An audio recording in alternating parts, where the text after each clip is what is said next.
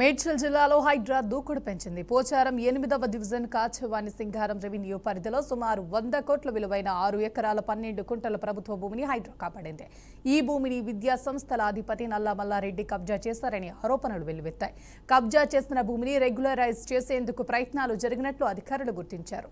2009లో ఈ భూమిని తనకు బదలాయించాలని విద్యా సంస్థల అవసరాలకు ఉపయోగపడుతుందని పేర్కొంటూ అప్పటి ప్రభుత్వానికి లేఖ రాశారు. కానీ ప్రభుత్వం అనుమతి నిరాకరించింది. అయితే అప్పటికి ఈ భూమిని 50కి పైగా ఫ్లాట్లుగా విభజించినట్లు హైడ్రా గుర్తించింది. భూమి మరింత కబ్జాకు గురి కాకుండా కంచె ఏర్పాటు చేసింది. ఇదే భూమిలో 1985లోనే కొందరు అక్రమంగా లేఅవుట్లు వేసి ఫ్లాట్లు అమ్మినట్లు కూడా ఆరోపణలు ఉన్నాయి. మేడ్చల్ జిల్లాలో హైడ్రా దూకుడు పెంచింది. పోచారం 8వ డివిజన్ కాచవాణి సింగారం రెవెన్యూ పరిధిలో సుమారు 100 కోట్ల విలువైన 6 ఎకరాల 12 కుంటల ప్రభుత్వ భూమిని హైడ్రా కాపాడింది.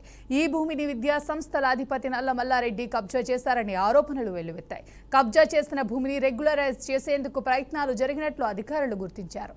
2009లో ఈ భూమిని తనకు బదలాయించాలని విద్యా సంస్థల అవసరాలకు ఉపయోగపడుతుందని పేర్కొంటూ అప్పటి ప్రభుత్వానికి లేఖ కూడా రాశారు. కానీ ప్రభుత్వం అనుమతి నిరాకరించింది. అయితే అప్పటికే ఈ భూమిని 50కి పైగా ఫ్లాట్లుగా విభజించి హైడ్రా గుర్తించింది.